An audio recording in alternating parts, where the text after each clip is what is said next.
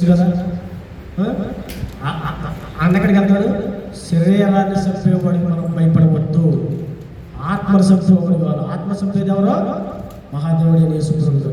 ఆత్మ ఎక్కడ పోద్ది? అక్కడికి వెళ్ళిపోద్ది. ఆయన దగ్గరికి వెళ్ళి ఆయన దగ్గర ఏముంది? పరలోకం ఉంది. పరలోకి ఏముంది? ఏముందమ్మా? మన సంఘం పేరు ఏంటి? సియోను పురం ఉందట. మన సంఘం ఎక్కడ ఉంది? ఇక్కడే కాదు, ఎండపల్లిలో కాదు, మన సంఘం ఉంది. పరలోకంలో కూడా సియోను పురం ఉంది మన సంఘం. అలాంటి సంఘంలో మనం దేవుడిని బలంలో సరి చేసుకుంటాం. అంటే మీకు అందరూ కూడా శ్రీగ్రమంగా ఉండటం కావాలి. శ్రీగ్రమంగా ఒకే దేవుడు, ఒకే మాట, ఒకటే పని, మూడు కూడా ఒకే రకంగా ఉండాలి. అంటే మందిరంలో ఒక మాట, బయటికి ఒక మాట చెప్తే అది శ్రీగ్రమం కాదు, అది శ్రీగ్రమం కాదు. కనుక ఒక మాట మీద మనం ఉంటే శ్రీగ్రమముగా, రోమా సంఘస్థులు ఎలా శ్రీగ్రమంగా ఉన్నారో అన్ని విగ్రహాలను కూడా వాళ్ళు పడగొట్టారు, అన్ని సంప్రదాయాలను తీసేశారు, సత్యమైన దేవుడిని వెంబడించారు. కనుక ఎవరు మనకు ఒక రాజు కూడా ఉన్నాడు మళ్ళీ ఎవరు శ్రీగ్రమంగా చేశాడనేది. సరే, ముందుగా యెహోషువ చూసుకుందాం. ఎవరు శ్రీగ్రమంగా మాట్లాడుతున్నారు, ఎవరు శ్రీగ్రమంగా దేవుడి బలంలో చేశారు అనేది ఒక మాట చూసుకుందాం. ఒకళ్ళు ఇద్దరు సమయాల మీద చూసుకుందాం. యెహోషువ 2వ అధ్యాయము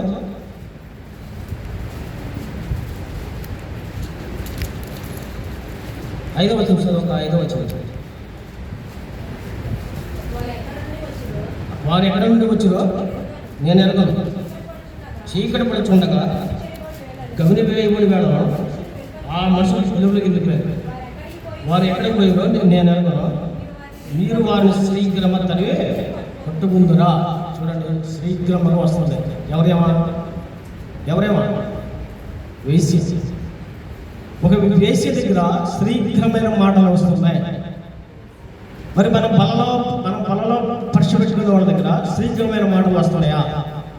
శ్రీగ్రమగా మీరు జీవిస్తున్నారా?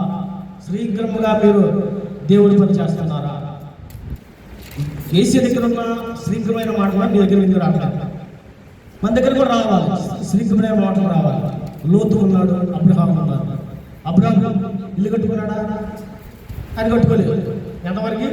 గుడారం సంతానాన్ని కూడా గుడారం అనేసి సంతానాశ ఎంతమంది సంతానం అంతా అంతమంది గుడారమే. ఒక 5 ఎకరాలు గుడారం, 5 ఎకరాలు గుడారం, అట్లా ఇచ్చేసాడు. లోతు అందమైన ఇల్లు కట్టుకున్నాడు, అద్దాలు మేడ కట్టుకున్నాడు, బంగారం ఇల్లు కట్టుకున్నాడు. కానీ లోతు ఇంటికి అన్యులు రా, అదే అబ్రహాం ఇంటికి అన్యులు రా.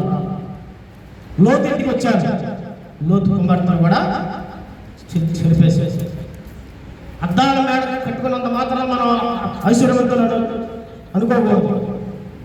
లోతు దీన్ని శ్రీగ్రహం వెంబడించవచ్చు. అదే అబ్రహాం దీన్ని శ్రీగ్రహం వెంబడించవచ్చు. ఆయన ఏమన్నాడంటే, అబ్రహాం గారు ఏమన్నాడంటే, మనకిది స్థిర నివాసం కాదు. మనకెక్కడ స్థిర నివాసం? పరలోకముల స్థిర నివాసం, పరలోకం పట్టణంలో స్థిర నివాసం. అబ్రహాం గారు మొదటి నుంచి కూడా సియోను పురం మీద ఆయన ఉన్నాడు, సియోను సంఘం మీద ఆయన ఉన్నాడు. సియోను అంటే చాలా చాలా ఇష్టం అబ్రహాం గారు. ఎట్లా అంటే, ఒకనాడు నాన్నగారు విగ్రహాల షాప్ అయ్యారు. అబ్రహాం తండ్రి విగ్రహాల పెద్ద షాప్ అయ్యారు. అందరూ కూడా, దేశంలో అందరూ కూడా అబ్రహాం తండ్రి దగ్గరికి వచ్చే విగ్రహాలు కొనుక్కలు. విగ్రహారాధన అనేది ఫస్ట్ నుంచి ఉంటాయి, కానీ అందులో సత్యమైన ఆరాధన అనేది మన దగ్గర నుంచి వచ్చింది. సజీవుల ఆరాధన మన దగ్గర నుంచి వచ్చింది. కనుక అబ్రహాం గారు తండ్రి ఒకరోజు ఏదో బ్యాంక్ పని ఉందో, లేదా ఇంకో పని ఉందో, అరే